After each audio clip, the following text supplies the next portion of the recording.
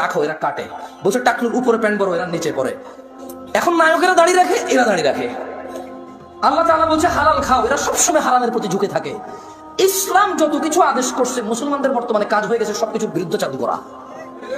ওয়াল্লাহি যদি শুকর খাওয়া হালাল হতো, কেউ শুকর খেত না, গরু খেত সবাই। যদি মদ খাওয়া হালাল হতো, এই মুসলমানরা মদের প্রতি এত আকৃষ্ট থাকতো না, সবাই পানের প্রতি থাকতো আকৃষ্ট। যদি সুদ আর ঘুষ খাওয়া হালাল হতো, তাহলে আজকের যে মুসলমান আমার চোখের সামনে আসি, আমার মনে হয় কেউ সুদ আর ঘুষ খেত না। ওয়াল্লাহি যদি নামাজ পড়লে পাপ হতো, তো ফজরে তুমি মসজিদে জায়গা দিতে পারতা না। গান শুনলে পাপ হয়, কনসার্টে জায়গা হয় না। গান শুনলে পাপ হয়, কনসার্টে জায়গা হয় না। সিনেমা দেখলে পাপ হয়, ইন্টারনেটে মিলিয়ন বিলিয়ন্স ভিউ হয় ওইটা। বাবা মায়ের সাথে বেয়াদবি করলে পাপ হয়, কোন সন্তান তার বাপ মায়ের কথা শুনে না। একটা সামান্য মেম্বার, ইউনিয়ন মেম্বার, ও বেটা এখন 2 লাখ টাকা খরচ করলে হওয়া যায় কি? আগের যুগ আছে সম্মান হতো। আমি রাজনীতি বক্তব্য দিচ্ছি না, ফ্যাক্ট বলতেছি, নিজের উপরে নিয়েন না কেউ। আমি রাজনীতি বুঝি কমতে বলি না। আমার শত্রু বানায় শুধু শুধু নিজের শত্রু বাড়াইন না। আমি নিরীহ মানুষ, মনে আপনার কষ্ট যাবে শুধু। আমারও ইনশাল্লাহ কিছু করতে পারবেন না, আমি পারবো না। আপনাদের যা করবে, যদি কিছু হয় ওটা আল্লাহ তাকদীরে আছে, আমার হবে, আপনার হলে ওটা আল্লাহ তাকদীরে আছে, তাই হবে। বাস, দ্যাটস ইট। আমি ভয় পাই না তা না, এই জন্য আরো অনেক কন্ট্রোল করে বলতেছি। তো এই জন্য দেখবেন বাবা মায়ের অবহেলা। ওর যদি খালি ইউনিয়ন চেয়ারম্যান বলে ওকে বলিস একটু দেখা করতে, ও লুঙ্গি কুন্ডা পড়বে, এই টেনশনে পড়ে যাবে, যাইতে হবে রে। ওর বাপ মা ওকে ডেকে পাঠাইলো, বলে যে আসতেছি, বলে দিস পরে আসতেছি। আমার একটা জিনিস বিবেচনা করে দেখলাম, যত কিছু আল্লাহ তাআলা হ্যাঁ করতে বলেছে, তত কিছু আমরা অনীহা করি। উনি বলেছে বিয়ে করো 2টা 3টা 4টা পছন্দ মতো, তৌফিক অনুযায়ী। আমরা প্রেম করি 2টা 3টা 4টা সিম দিয়ে। আপনি দেখেন, উনি বলছে বিয়ে করো 2টা 3টা 4টা, আমরা করি প্রেম 2টা 3টা 4টা। উনি বলেছে, মুহাম্মদ সাল্লাল্লাহু আলাইহি ওয়াসাল্লাম বলেছে তোমরা বেশি বেশি বাচ্চা কাচ্চা নাও, তাহলে আমার উম্মত ভারী হবে, কিয়ামত আমি বিশাল এক জনসমুদ্র নিয়ে ইনশাআল্লাহ জান্নাতে প্রবেশ করবো। আমরা বলি একটা যথেষ্ট। কয়টা যথেষ্ট? একটা যথেষ্ট। উনি বলেছে বিয়ে করো রিজিক বাড়বে, আমরা বলি আগে চাকরি বাকরি এস্টাবলিশ হয় তারপরে বিয়ে। এভরিথিং উল্টা। উনি বলেছে মেয়েরা মোহর পাবে, আমরা নেই যৌতুক। তুমি দেখছো? একটু চিন্তা করে দেখো না। উনি বলছে দাড়ি রাখো, আমরা কাটি।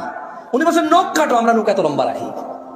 তুমি বুঝতেছো না ভাই, আসলে এটা ও নখ রাখার শখ না, জাস্ট আল্লাহর বিরুদ্ধাচারণ করা, রাসূলের বিরুদ্ধাচারণ করাই হচ্ছে ওর উদ্দেশ্য। ওর জীবনের একটা এইম হয়ে গেছে। এই যে এখানে দাড়ি কাটা মানুষগুলো বসে আছে, ওর যদি বলা হয় এই দাড়ি যদি তুই না কাটিস ভাই, তোর কি লস? একটা লস দেখাইতে পারবে না। কয়টা লস দেখাইতে পারবে না? একটা সিঙ্গেল লস দেখাইতে পারবে না। ওর যদি সাইন্টিফিকলি ডাক্তার, আমি তো ডাক্তার না, তবে এখন সাইন্টিফিকলি ডাক্তাররা যে দাড়ি কাটার কতগুলা ক্ষতি, আমি একটা আর্টিকেল পড়তেছিলাম, 17টা ক্ষতি আছে দাড়ি কাটার। কয়টা ক্ষতি? এর মধ্যে হরমোন কমে যায়। কি কমে যায়? মানে বাচ্চা কাচ্চা হওয়ার চান্সেস কমে যাবে। কারণ দাড়ি থেকে নাকি, দাড়ি যেটা থেকে উঠে, মানে দাড়ির যে গোড়াটা দেখছেন সাদা সাদা থাকে না, ওটা নাকি মানুষের হরমোন গ্রোথ ভালো রাখে, মানুষের স্কিন ডিজিজে অনেক হেল্প করে দাঁড়িয়ে। সুবহানাল্লাহ। আমরা তো এত কিছু মনে করে রাখি না, সুন্নাহ হিসেবে রাখি। আলহামদুলিল্লাহ। কি হিসেবে রাখি? হরমোন আর স্কিনের জন্য রাখি না, জান্নাতের জন্য রাখি। আল্লাহ কবুল করুন, আমিন। সো যে নিয়ত অনুযায়ী পাবে। ইহুদি নাসারারা এখন দাড়ি রাখে কেন?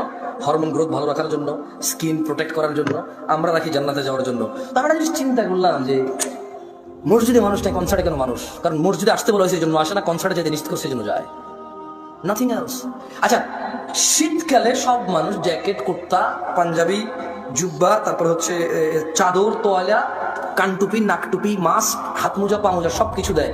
কারো কাছে অত্যাচার মনে হয় না এটা। কিন্তু যখনই পর্দা করার জন্য শুধু বোরখা পড়তে বলা হয়, সবার কাছে অত্যাচার মনে হয়।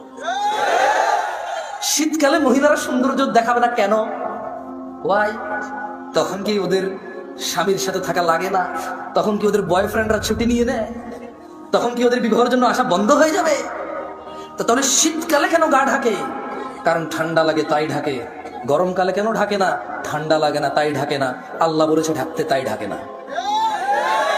মুসলিম সমাজের বাবা মায়ের, ছেলে সন্তানের, আমার আপনার সবার এটা এইম হয়ে গেছে, যেটা আল্লাহর নবী বলছে ওটার উল্টাটা করো। ওটার কি করো? উল্টাটা করো। আল্লাহ আমাদেরকে বুঝার তৌফিক দান।